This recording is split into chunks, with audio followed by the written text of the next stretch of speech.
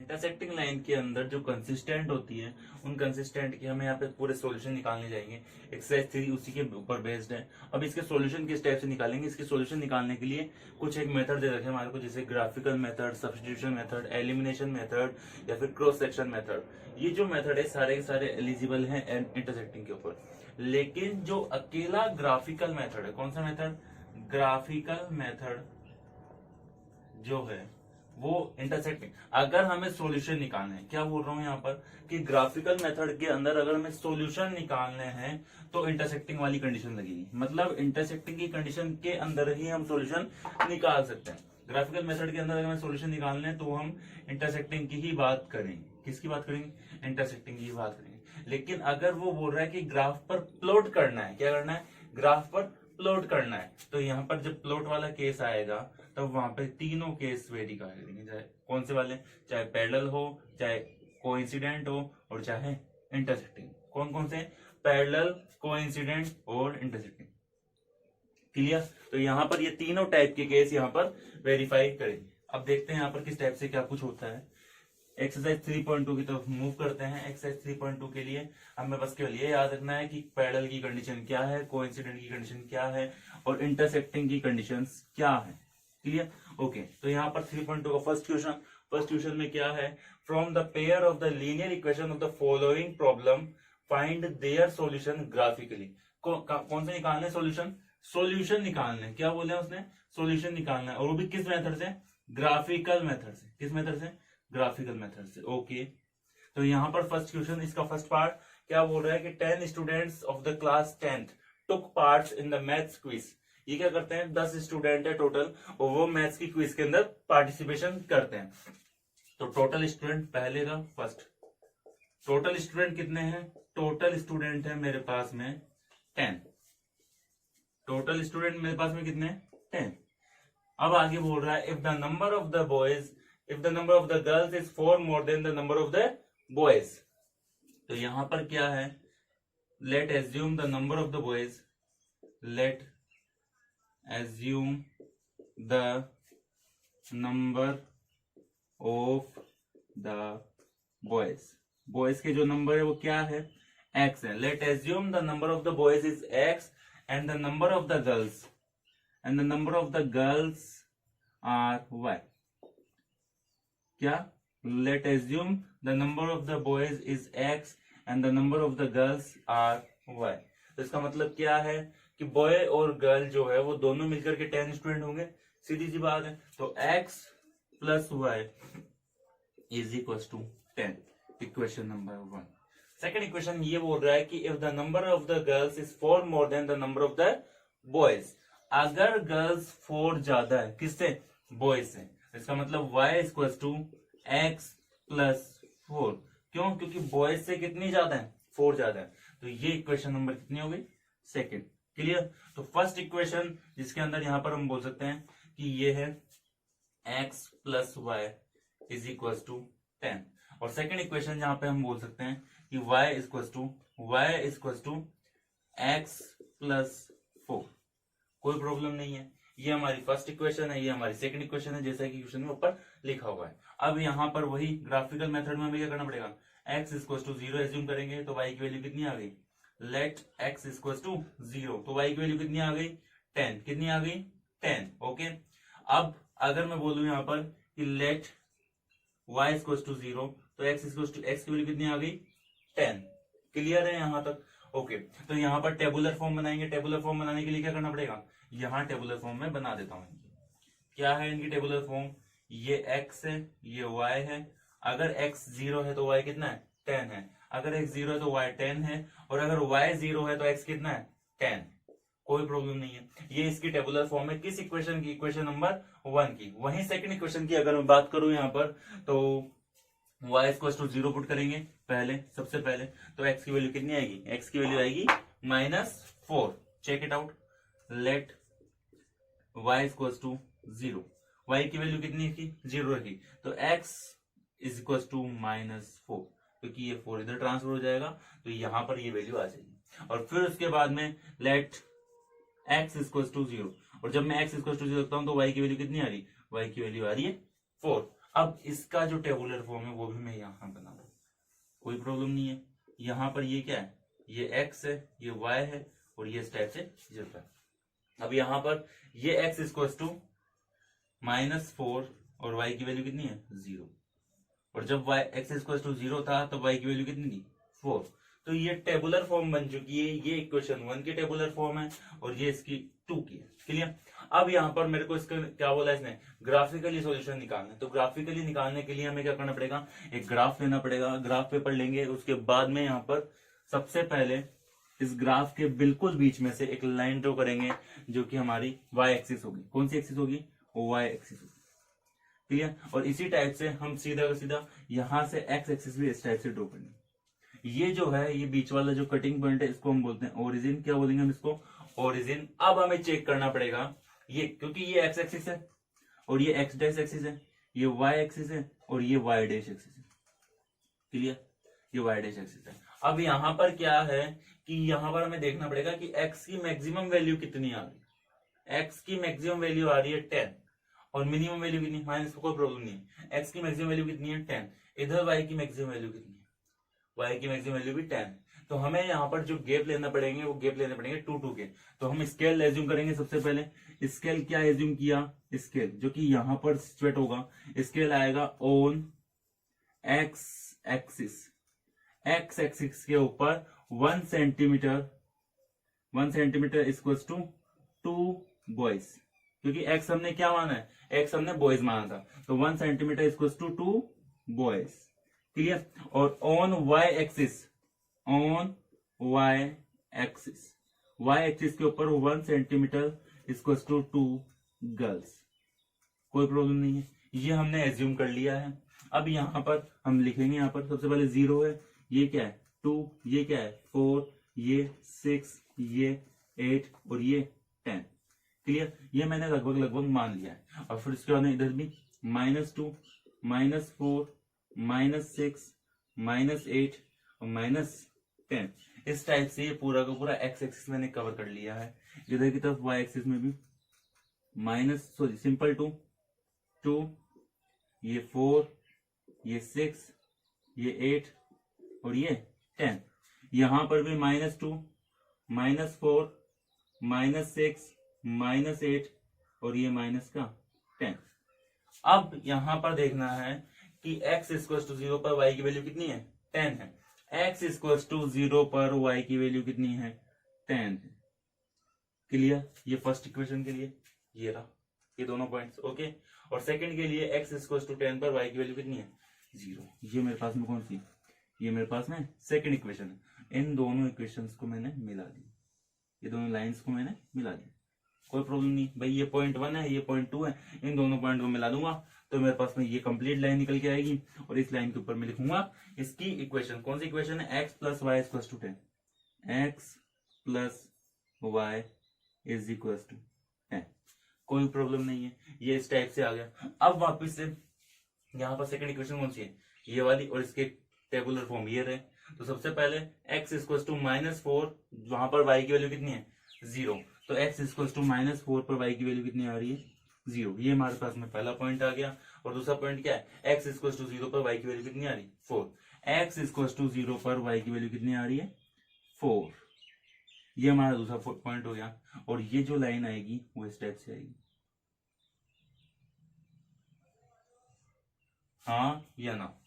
अब अगर मैं बात करूं यहां पर, तो x एक्सिस का तो पॉइंट मिल रहा है, क्योंकि x एक्सिस पे कितना है 2 है, बट y एक्सिस पे मैं भी मेरे हिसाब से 6 जाना चाहिए, क्योंकि थोड़ा सा हल्का सा डिफ्लेक्शन हो रहा है। डिफ्लेक्शन इस वजह से हो रहा है क्योंकि मेरे पास में प्रॉपर स्केल नहीं है, मैंने नॉर्मली आपको इस टाइप से बताया। तो यहां पर ये याद रखना है कि ये जो कटिंग पॉइंट आएगा, ये जो कटिंग पॉइंट आएगा, ये हमारा for more than the number of the, ओहो, फॉर मोर देन, ये आएगा 6 पर और ये आएगा 2 पर। ये इस टाइप से कटिंग पॉइंट आएगा। तो यहां पर 2 और 6 नहीं, 4 और 6, टोटल नंबर ऑफ स्टूडेंट कितने हैं x प्लस 10। ओके, क्या थी equation, x plus y equal to 10, और दूसरी इक्वेशन क्या थी x और 5। ओके ठीक है, ठीक है, ठीक है, ठीक है। ओके, तो यहां पर जो हमारी इक्वेशन आ रही है वो इस टाइप से आ रही है कि जो x की वैल्यू आ रही है वो 3 आ रही है, और जो y की वैल्यू आ रही है वो हमारे पास में आ रही है 7। कितनी आ रही है? 7। यहाँ पर ये इस टाइप से सोल्यूशन है। तो वैसे भी देखा जाए तो लगभग 80% सही है, सीधा जा रहा है, कोई प्रॉब्लम नहीं है। तो ये जो x और y की वैल्यू है, कटिंग पॉइंट देख लेना, कटिंग पॉइंट पे जो आंसर आएगा वही इसका सोल्यूशन होगा। तो जो x की वैल्यू आ रही है, x की वैल्यू कितनी आ रही है? 3, और y की वैल्यू कितनी आ रही है? 7। अब ये जो मेरे पास में इक्वेशन सॉल्यूशन आ रहा है यहाँ पर, ये अब एक बार मैं यहाँ पर पुट करके देखता हूँ क्या ये कंडीशन वेरीफाई कर रही है। तो number of boys and number of girls are 10, बिल्कुल 10 है, सही है। और नंबर ऑफ गर्ल्स और नंबर ऑफ बॉयज जो है 4 मोर देन, ठीक है। तो यहाँ पर 3-4 का रेशो आ रहा है, ठीक है, मतलब 4 का डिफरेंस आ रहा है। तो हमारा फर्स्ट क्वेश्चन है इस टाइप से। यहाँ पर सबसे पहले ये ग्राफ लाइन बनेगी और ये ग्राफ लाइन के ऊपर ये वाली इक्वेशन भी जाएगी, y = x + 4। ये वाली इक्वेशन भी लिखनी पड़ेगी हमारे को। नहीं आया समझ में? क्लियर? ओके। तो ये इस टाइप से चलेगा, पूरा का पूरा सॉल्यूशन इस टाइप से होगा। सबसे पहले हमें इक्वेशन बनानी पड़ेगी, इक्वेशन बना करके उनके टेबुलर फॉर्म अरेंज करने पड़ेंगे, और टेबुलर फॉर्म अरेंज करने के बाद में हमें ग्राफ पेपर लेना पड़ेगा, ग्राफ पेपर पे स्केल एज्यूम करना पड़ेगा, और फिर उसके बाद में दोनों लाइंस को पॉइंट आउट करना पड़ेगा। जहां पर वो इंटरसेक्टिंग पॉइंट आएगा उस इंटरसेक्टिंग पॉइंट को डिनोट करना है कि भाई ये इंटरसेक्टिंग पॉइंट ये वाला है, इसका मतलब एक्स का सोल्यूशन ये है और वाई का सोल्यूशन ये है, कोई प्रॉब्लम नहीं, ठीक है। That is the first question. Second question क्या है? सेकंड क्वेश्चन के अंदर 5 पेंसिल्स है। कितनी पेंसिल्स है? 5 पेंसिल्स है और 7 पेन है। उन दोनों की जो कॉस्ट है वो 50 रुपीज है। कितनी है? 50 रुपीज दोनों की कॉस्ट है, 5 पेंसिल और 7 पेन्स की। ओके, तो यहां पर late assume the cost of pencil. पहले कौन दे रखा है? पेंसिल दे रखा है, तो पेंसिल की कॉस्ट एज्यूम करते हैं। पेंसिल की कॉस्ट क्या है? Let assume the cost of pencil is x। क्या एज्यूम किया? x, कोई प्रॉब्लम नहीं है। And the cost of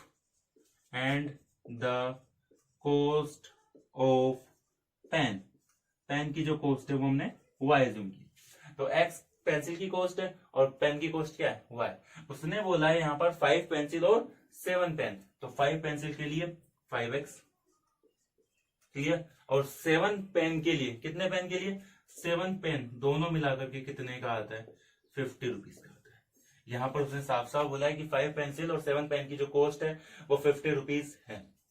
so the cost of 7 pencil and the 5 pen is 46। अब क्या बोल रहा है? द कॉस्ट ऑफ 7 पेंसिल, 7 तो पेंसिल है और पेन कितने हैं? 5 पेन है। कितने पेन है?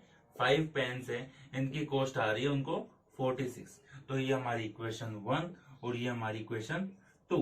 अब वापस से इन दोनों के ग्राफिकली सॉल्यूशन देने पड़ेंगे। तो यहाँ पर इसके टेबुलर फॉर्म के लिए सबसे पहले इन दोनों को उधर लिख देते हैं, एक को इधर एक को इधर। तो यहाँ पर ये फर्स्ट इक्वेशन, सेकंड इक्वेशन है मेरे पास में 7x + 5y = 46। कोई प्रॉब्लम नहीं है। ये मेरे पास फर्स्ट इक्वेशन है, ये मेरे पास सेकंड इक्वेशन है, दोनों के सॉल्यूशन निकालते हैं। तो यहाँ पर अब मेरे को प्रॉब्लम ये है कि मैं ऐसा क्या एज्यूम करूं कि y की वैल्यू मेरे पास में फ्रैक्शन में नहीं आ जाए। क्यों? मैं फ्रैक्शन से थोड़ा सा नर्वस हो जाता हूँ। क्यों? रीजन क्या है? रीजन ये है कि आगे जाकर के फ्रैक्शन में आंसर लेना पड़ेगा और फिर आगे जाकर सॉल्यूशन उतना ही डिफिकल्ट हो जाएगा। तो एक क्लास 10th के स्टूडेंट होने के हम बोल सकते हैं यहाँ पर कि उसके अकॉर्डिंग मैं सोच रहा हूँ, तो यहाँ पर हो सकता है फ्रैक्शन थोड़ा सा डिफिकल्ट पड़ जाए, ठीक है। तो इस वजह से मैं ऐसी वैल्यू एज्यूम करूंगा x की 1 2 3 4, जो की वैल्यू यहाँ पर जाते ही y की वैल्यू एक टाइप से कि वो कंप्लीट हो जाएगी। तो यहाँ पर मैंने एज्यूम किया लेट x = 3। क्यों? रीजन क्या है? रीजन यही कि मेरे को फ्रैक्शन से थोड़ा सा अलग ही फील होता है, क्योंकि वहां पर क्या होगा? सॉल्यूशन अलग आने के चांसेस बन जाएंगे, ठीक है। तो x = 3 यहां पर रखा, तो x = 3 रखने पर y = 50। ये वाला 15 आ गया और ये कितना आ गया? 7y = 50। कोई प्रॉब्लम नहीं है। इसको इधर की तरफ ट्रांसफर कर दिया, 7y = 50 - 15 = 35। और ये मेरे को साफ साफ दिख रहा है कि y की वैल्यू कितनी आ रही है? y की वैल्यू आ रही है 5। कब? जब मैंने x की वैल्यू एज्यूम की। और x की वैल्यू क्या एज्यूम किया? x = 3 रखा, तो y की वैल्यू आ चुकी। कोई प्रॉब्लम नहीं है। अब मैं क्या कर रहा हूँ? यहाँ पर वापस से कुछ एज्यूम कर रहा हूँ, लेट y = 0। अब मैं y को 0 रखता हूँ, तो y को 0 जैसे ही रखा तो x की वैल्यू कितनी आ गई? 5x = 50। तो एक्स की वैल्यू कितनी आ गई, एक्स की वैल्यू आ गई यहाँ से 10। कितनी आ गई, 10 आ गई। दिख रहा है साफ साफ कि एक्स की value, sorry 5x equals to 50, तो एक्स की वैल्यू कितनी आ गई 10। अब यहाँ पर टेबुलर फॉर्म के अंदर अगर मैं बात करूं तो टेबुलर फॉर्म इस टाइप से जाएगा, ये x, ये y और ये इस टाइप से। यहाँ पर x की वैल्यू क्या है, x इक्वल्स टू 3 पर y की वैल्यू कितनी आ रही है, 5 आ रही है, कोई प्रॉब्लम नहीं है। और x equals to y equals to 0 पर x की वैल्यू कितनी आ रही है, y इक्वल्स टू 0 पर x की वैल्यू आ रही है 10। ये मेरे पास में सेकंड वाली वो हो गई इक्वेशन। अब इधर की तरफ 7x plus 5y equals to 46, हमें क्या एज्यूम करना पड़ेगा कि x और y की वैल्यू किस टाइप से रखें कि ये हमारे पास में कंप्लीटली फ्रैक्शन में नहीं आए। तो यहाँ पर लेट y या फिर x किसको एज्यूम करेंगे, यहाँ पर हम एज्यूम करेंगे वो वाले डिजिट ताकि हमारे पास में बच जाए। ओके, तो यहाँ पर हम एज्यूम करेंगे x equals to let x equals to -2, sorry y equals to let y equals to -2। y की वैल्यू कितनी रखी है मैंने, -2 रखी। देखना यहाँ पर क्यों, क्योंकि यहाँ पर 7x -10, 5 टू 10 इक्वल्स टू 46, और ये 46 इधर चला गया तो 7x इक्वल्स टू 56, कोई प्रॉब्लम नहीं है। और मैंने देखा यहाँ पर x की वैल्यू कितनी आ गई, 8 आ गई। कब, जब मैंने यहाँ पर y इक्वल्स टू -2 रखा तब x की वैल्यू कितनी आ गई, x की वैल्यू आ गई सिंपल 8, कोई प्रॉब्लम नहीं है। इस तरह से वापस से वही x की एज्यूम करनी है। तो लेट अब x की वैल्यू क्या एज्यूम करें, x इक्वल्स टू 1 रखें, 2 रखें, 3 रखें, क्या रखेंगे। तो यहाँ पर एक बार चेक करते हैं, x इक्वल्स टू 2 रखते हैं, कितना रखते हैं, लेट x इक्वल्स टू 2।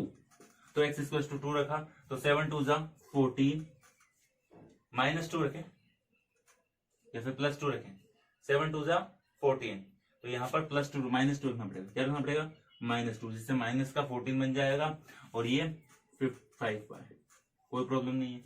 और ये 46, ये 46 की जगह पर, ये 46 में इधर की तरफ गया ये, तो 5y इज इक्वल्स टू 60, तो y की वैल्यू कितनी आ गई 12, कितनी आ गई 12। अब यहाँ पर इसका टेबुलर फॉर्म क्या बनेगा, इसका टेबुलर फॉर्म बनेगा हमारे पास में, यहां बना दे, चलो ठीक है यहां बना देते हैं। इसका टेबुलर फॉर्म बन रहा है x y, x की वैल्यू कितनी है, जब सॉरी y की वैल्यू कितनी है, y इक्वल्स टू -2 पर x की वैल्यू आ रही है मेरे पास में, y इक्वल्स टू -2 पर x की वैल्यू आ रही है 8, कोई प्रॉब्लम नहीं है, क्लियर। और इसके अलावा x इक्वल्स टू -2 पर -2 पर y की वैल्यू आ रही है 12, यहां तक भी कोई टेंशन नहीं, क्लियर। ये वाली इक्वेशन का भी टेबुलर फॉर्म मैं यहाँ पर लिख देता हूँ। ये फर्स्ट इक्वेशन का टेबुलर फॉर्म है जो कि यहाँ पर एज इट इज है, इसको उठा करके मैं यहाँ पर लिखा 3 और 5, x इक्वल्स टू 3 पर y की वैल्यू कितनी आ रही है 5, और x इक्वल्स टू 10 पर y की वैल्यू कितनी आ रही है 0, क्लियर। ये यहाँ पर इस टाइप से मैंने फर्स्ट और सेकंड के अरेंजमेंट कर दिया। अब वापस से वही ग्राफ प्लॉट लेना पड़ेगा, ग्राफ लेना पड़ेगा, स्केल लेंगे और फिर वापस से वही चीज होगी।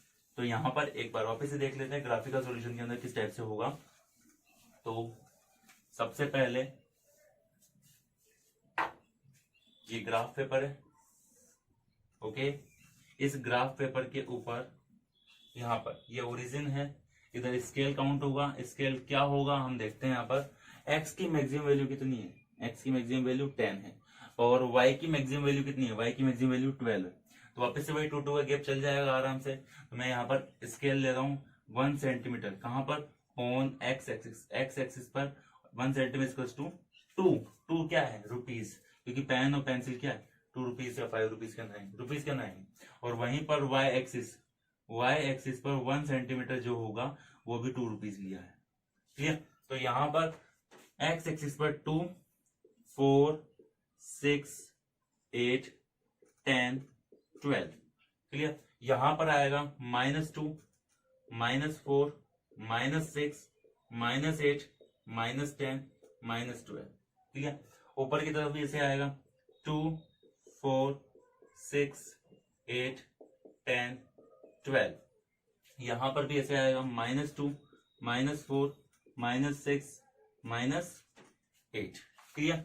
अब वापस से वही x इक्वल्स टू 3 पर y की वैल्यू कितनी है 5, x इक्वल्स टू 3 पर y की वैल्यू कितनी आ रही है 5, जो कि अप्रोक्सीमेट यहाँ पर ले रहा हूँ, क्लियर। इसके अलावा x इक्वल्स टू 10 पर y की वैल्यू कितनी आ रही है 0, तो x इक्वल टू 10 पर y की वैल्यू 0। मैं भी हो सकता है ये जो इक्वेशन जाए वो इस टाइप से जाए। क्लियर? ओके, तो इस टाइप से सेकंड इक्वेशन क्या है, x इक्वल टू 8 पर y की वैल्यू कितनी है -2, x इक्वल टू 8 पर y की वैल्यू कितनी है -2, ये हमारे पास में सेकंड सॉल्यूशन। और यहाँ पर x इक्वल टू -2 पर y की वैल्यू कितनी है 12, तो x इक्वल टू -2 पर y की वैल्यू कितनी है 12। ये और ये मैं भी किसी न किसी पर्टिकुलर पॉइंट पे कट रहा होगा जो कि इसका सॉल्यूशन जाएगा। क्लियर? तो जो कटिंग पॉइंट है, जो भी कटिंग पॉइंट आ रहा है उसका एक्स एक्सिस शो करेगा पेंसिल की कॉस्ट को, और उसका जो वाई एक्सिस है वो शो करेगा पेन की कॉस्ट को। तो यहाँ पर हमें वापस से वही ग्राफ लोड करना पड़ेगा, और जो एक्स एक्सिस शो करेगा वो किसको शो करेगा, पेंसिल को, और जो वाई एक्सिस शो करेगा वो पेन को शो करेगा। ये चीज ध्यान रखना। ग्राफिकल सॉल्यूशन के अंदर अगर तुम्हारा इंटरसेक्टिंग है तो ही सॉल्यूशन निकलेगा, अदरवाइज पैरेलल और कोइंसिडेंट के केस के अंदर हम कोई सॉल्यूशन नहीं निकाल सकते हैं। क्लियर? तो नेक्स्ट क्वेश्चन नंबर सेकंड क्या है, just read out. On comparing the ratio of A1 upon A2, B1 upon B2 and C1 upon C2, represent the following pairs of the parallel equations are the parallel, coincident या फिर intersecting। तो यहाँ पर क्या है, parallel और coincident बताना पड़ेगा, और इंटरसेक्टिंग भी देख लेंगे हम। तो यहाँ पर पहली इक्वेशन है हमारे पास में 5x, सेकंड क्वेश्चन का फर्स्ट पार्ट। इक्वेशन क्या है, 5x minus 4y plus 8 equal to 0, ये हमारे पास फर्स्ट इक्वेशन है। और सेकंड इक्वेशन है हमारे पास में 7x plus 6y minus 9 equal to 0। अब यहाँ पर हमें चेक करना पड़ेगा A1 upon A2, B1 upon B2 और C1 अपॉन C2 करके कि ये जो इक्वेशन है ये इक्वेशन पैरेलल की है, कोइंसिडेंट की है या इंटरसेक्टिंग की है। तो हमें यहाँ पर 5 अपॉन 7, क्यों, क्योंकि A1 अपॉन A2 करना पड़ेगा। तो A1 अपॉन A2 की वैल्यू कितनी आ रही है, A1 अपॉन A2 की वैल्यू आ रही है 5 अपॉन 7, और B1 अपॉन B2 की वैल्यू कितनी आ रही है, दैट इज 4 अपॉन 6, और C1 अपॉन C2 की वैल्यू कितनी आ रही है, दैट इज 8 अपॉन 9, माइनस का 9, किसका, माइनस का, यहाँ माइनस का 4 है, कोई प्रॉब्लम नहीं। A1 upon A2 is not equal to B1 upon B2, सीधा दिख रहा है यहाँ पर, तो मैं C1 अपॉन C2 की बात नहीं करूंगा, क्यों, क्योंकि मेरे को यहीं पर दिख गया कि ये दोनों एक दूसरे के इक्वल नहीं है। तो मैं लिख दूंगा यहाँ पर कि A1 upon A2 is not equal to B1 upon B2, और ये किसकी कंडीशन है, ये इंटरसेक्टिंग की कंडीशन। नहीं आया समझ में? That is the first question second का। इसके अलावा सेकंड क्वेश्चन इसी का सेकंड क्वेश्चन, और सेकंड क्वेश्चन क्या है, 9x plus 3y, 9x plus 3y plus 12 is equal to 0। Clear? और सेकंड इक्वेशन है हमारे पास में 18x plus 6y plus 24 equal to 0। अब ये A1 upon A2, B1 upon B2 और C1 अपॉन C2 की वैल्यू है, कौन सी, फर्स्ट इक्वेशन की A1 अपॉन A2 की वैल्यू कितनी है 9 अपॉन 18, B1 अपॉन B2 की वैल्यू कितनी है, B1 अपॉन B2 की वैल्यू हमारे पास में 3 अपॉन 6, और C1 अपॉन C2 की वैल्यू कितनी है, C1 अपॉन C2 की वैल्यू है 12 अपॉन 24, कोई प्रॉब्लम नहीं है। क्लियर? और मेरे को दिख रहा है A1 अपॉन A2 की value that is 1 upon 2, B1 upon B2 की वैल्यू दैट इज 1 अपॉन 2, और C1 अपॉन C2 की वैल्यू भी क्या है 1 अपॉन 2। इसका मतलब क्या है, A1 upon A2 equal to B1 upon B2 equal to C1 upon C2, और ये कंडीशन किसकी है, ये कंडीशन है कोइंसिडेंट। किसकी कंडीशन है, कोइंसिडेंट की, कोई प्रॉब्लम नहीं है। तो यहाँ पर सेकंड क्वेश्चन भी आराम से कंप्लीट हो गया।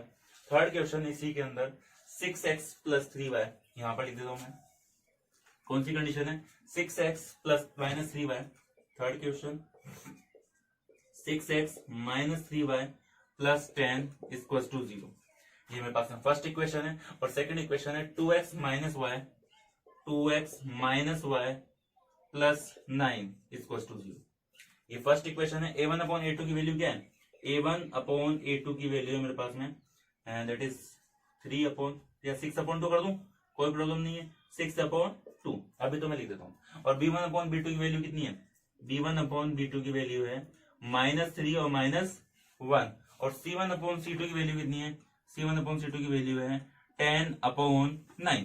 अब मेरे को एक चीज बताओ, A1 upon A2, B1 upon B2 and C1 upon C2 की जो वैल्यूज है वो यहाँ पर इस टाइप से शो हो रही है। दैट मीन्स इसका मतलब ये है कि A1 upon A2 that is ये कितनी है, ये 3 है, और B1 अपॉन B2 की वैल्यू कितनी आ रही है, B1 अपॉन B2 की वैल्यू भी 3 आ रही है। क्लियर। तो यहाँ पर मैं लिख सकता हूँ a1/a2 equal to b1/b2, clear. But this is not equal to c1/c2, ये वाली जो वैल्यू है ये c1/c2 के इक्वल नहीं है, क्लियर। तो ये कंडीशन किसकी है, a1/a2। सॉरी थोड़ा सा एक्सेप्ट करता हूँ ताकि ये मिक्सअप ना हो। ये फर्स्ट क्वेश्चन है, ये सेकंड क्वेश्चन है और ये थर्ड क्वेश्चन चल रहा है, क्लियर। तो यहाँ पर a1/a2 equal to b1/b2 is not equal to c1/c2, और ये कंडीशन किसकी है, ये कंडीशन है पैरेलल। किसकी कंडीशन है, पैरेलल की कंडीशन, क्लियर। तो हमारा जो फर्स्ट क्वेश्चन है वो शो कर रहा है इंटरसेक्टिंग को, सेकंड क्वेश्चन जो है वो कोइंसिडेंट को शो कर रहा है, और थर्ड क्वेश्चन जो है वो पैरेलल को शो कर रहा है। किसका, सेकंड क्वेश्चन, कोई प्रॉब्लम नहीं है, ठीक है। नेक्स्ट है यहाँ पर क्वेश्चन नंबर 3, और क्वेश्चन नंबर 3 के अंदर क्या है, एक सेकेंड, ओके। तो यहाँ पर on pairing of the ratio, वही a1/a2 वापस चेक करना है, a1/a2 b1/b2 एंड c1/c2 को चेक करके देखना है कि जो सॉल्यूशंस हैं वो सॉल्यूशन कंसिस्टेंट है या इनकंसिस्टेंट है। क्या है, कंसिस्टेंट है या इनकंसिस्टेंट है। तो यहाँ पर थर्ड का फर्स्ट पार्ट क्या है, 3x plus 2y equal to 5, 3x plus 2y equal to 5, और 2x minus 3y is equal to 7। ये हमारे पास में फर्स्ट इक्वेशन है, ये हमारे पास में सेकंड इक्वेशन है। इन दोनों के बिहाफ पर हमें चेक करना पड़ेगा a1/a2 b1/b2 एंड c1/c2 की वैल्यू से कि क्या ये कंसिस्टेंट है या फिर क्या ये इनकंसिस्टेंट है। तो यहाँ पर a1/a2 की वैल्यू एक बार चेक की जाए, तो a1/a2 इक्वल टू 3/2, क्लियर। और b1/b2 की वैल्यू कितनी है, b1/b2 की वैल्यू है दैट इज -3 या फिर 2/-3, क्लियर। और c1/c2 की जो वैल्यू है ये भी कितनी है, ये यहाँ पर आ रही है दैट इज 5/7। एक कंडीशन हमेशा ध्यान रखना है, अगर तुम कोइंसिडेंट ये कांस्टेंट टर्म ले रहे हो तो दोनों के दोनों या तो इक्वल टू के इधर होनी चाहिए या फिर इक्वल टू के इधर होनी चाहिए। अगर एक इक्वेशन इधर है और एक इक्वेशन इधर है तो प्लस माइनस की प्रॉब्लम आएगी और सॉल्यूशन गलत चला जाएगा। तो यहाँ पर a1/a2 की वैल्यू कितनी है, 3/2, b1/b2 की वैल्यू कितनी है दैट इज -2/3।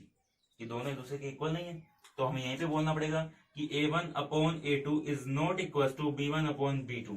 दैट मीन्स इसका मतलब क्या है, इसका मतलब ये है कि ये जो कंडीशन है ये इंटरसेक्टिंग की कंडीशन है। किसकी कंडीशन है, इंटरसेक्टिंग की कंडीशन है। और जब इंटरसेक्टिंग की कंडीशन है तो इसका मतलब क्या है, कंसिस्टेंट है, क्लियर। तो हमें बोलना पड़ेगा कि इसके सॉल्यूशन है इस वजह से, और वो भी कितना सॉल्यूशन है, एक सिंगल सॉल्यूशन है, तो इस वजह से ये क्या है, कंसिस्टेंट है, कोई प्रॉब्लम नहीं, क्लियर। तो थर्ड क्वेश्चन का सेकंड पार्ट, और थर्ड क्वेश्चन के सेकंड पार्ट के अंदर क्या है वापस से देखते हैं क्या कुछ है। Second question, okay. 2x minus 3y equal to 8, 2x minus 3y is equal to 8, और 4x minus 6y is equal to 9। ये हमारे पास है सेकंड क्वेश्चन। अब सेकंड क्वेश्चन के अंदर वापस से वही a1/a2 b1/b2 c1/c2 चेक करना है। तो a1/a2 की वैल्यू कितनी आ रही है, दैट इज 2/4, और b1/b2 की वैल्यू कितनी आ रही है, दैट इज -3/6, क्लियर। और c1/c2 की वैल्यू कितनी आ रही है, c1/c2 की वैल्यू आ रही है दैट इज 8/9। कितनी आ रही है, 8/9, कोई प्रॉब्लम नहीं है, यहां लिख देते हैं c1/c2 इक्वल टू 8/9। अब अगर मैं इसको कट करूंगा दैट इज 1/2, अगर मैं इसको भी कट करूंगा दैट इज माइनस से माइनस कट गया और ये 1/2। इसका मतलब ये है कि a1/a2 equal to 1/2, b1/b2 equal to also 1/2, but this is not equal to c1/c2। ये कंडीशन किसकी है, a1/a2 is equal to b1/b2 is not equal to c1/c2। ये कंडीशन तो शायद पैरेलल की थी, क्लियर। तो पैरेलल की थी, इसका मतलब क्या है, ये लाइन जो है वो कौन सी लाइन है, पैरेलल लाइन है, हाँ है ना। अब जब ये पैरेलल लाइन है इसका मतलब ये कौन सी लाइन है, इनकंसिस्टेंट है। कौन सी है, इनकंसिस्टेंट, हाँ या ना, कोई प्रॉब्लम नहीं है। तो पैरेलल लाइन जो होगी वो इनकंसिस्टेंट होगी, क्लियर है, ओके।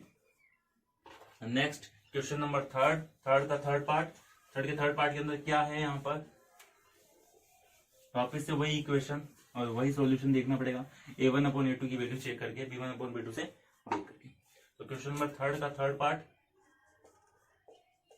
क्या कुछ है, 3/2 plus 5/3, 3/2x plus 5/3y equals to 7, ये फर्स्ट इक्वेशन है। और सेकंड इक्वेशन है हमारे पास में 9x minus 10y is equals to 14। अब ये जो फर्स्ट इक्वेशन है, इस फर्स्ट इक्वेशन के अंदर क्या है कि हमें इसको पहले एलसीएम लेकर के सोल्व करना पड़ेगा, क्योंकि नीचे 2 है और यहाँ पर क्या है 3। तो मैं अगर फर्स्ट इक्वेशन की बात करूं यहाँ पर, तो फर्स्ट इक्वेशन के अंदर सबसे पहले एलसीएम लेंगे।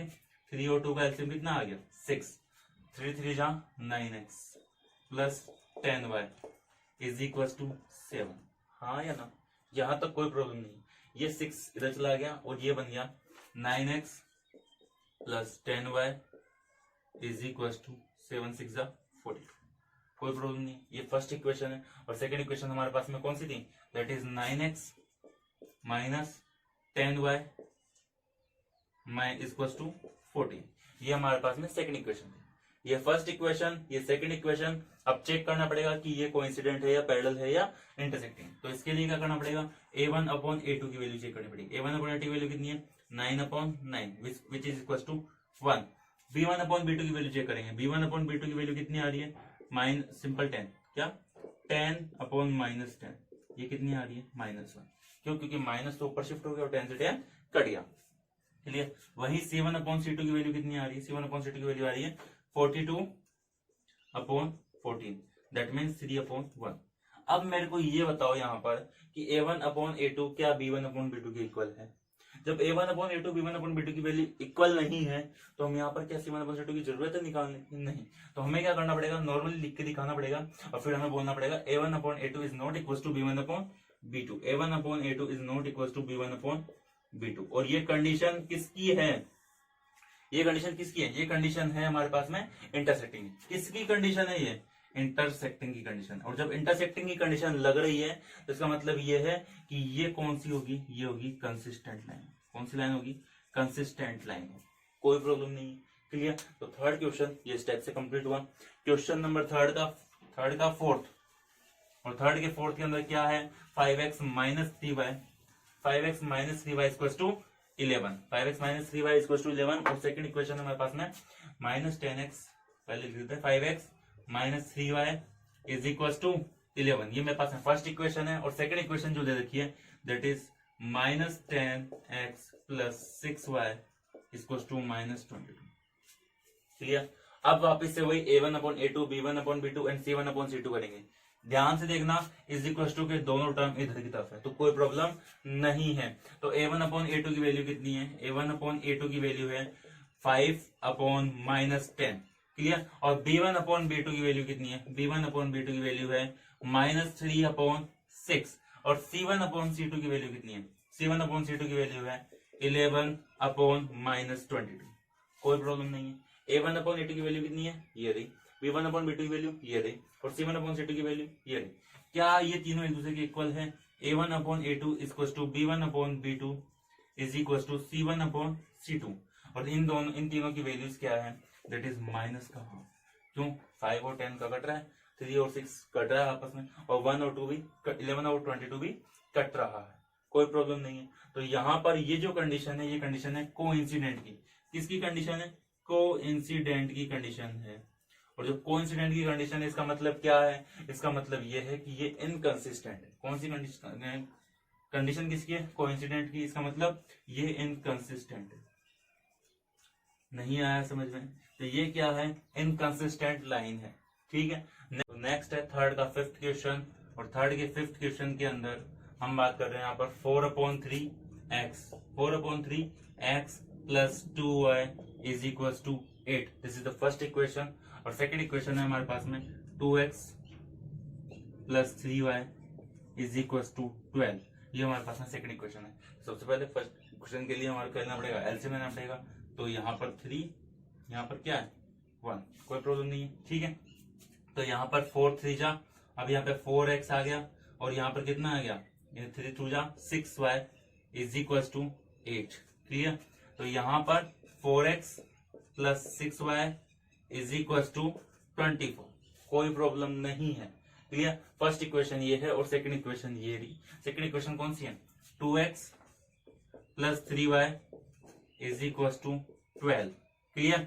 ये फर्स्ट इक्वेशन है। इसका a1 upon a2 equal to b1 upon b2 equal to c1 upon c2 check करना पड़ेगा क्या ये एक दूसरे के इक्वल है या नहीं है। तो A1/A2 की वैल्यू आ रही है दैट इज 4/2 और B1/B2 की जो वैल्यू आ रही है दैट इज 6/3 और C1/C2 की जो वैल्यू आ रही है वो है 24/12। क्लियर। तो A1/A2 is equal to B1/B2 और जब A1/A2 इक्वल टू B1/B2 और C1/C2 इक्वल होते हैं तो ये कंडीशन होती है कोइंसिडेंट की। किसकी कंडीशन होती है? कोइंसिडेंट की। और जब कोइंसिडेंट होगा तो वो कौन सी लाइन होगी? इनकंसिस्टेंट लाइन होगी। कौन सी लाइन होगी? इनकंसिस्टेंट लाइन होगी।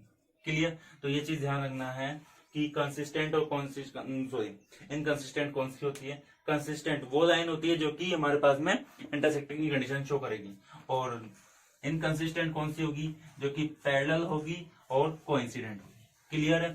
तो यहाँ पर ये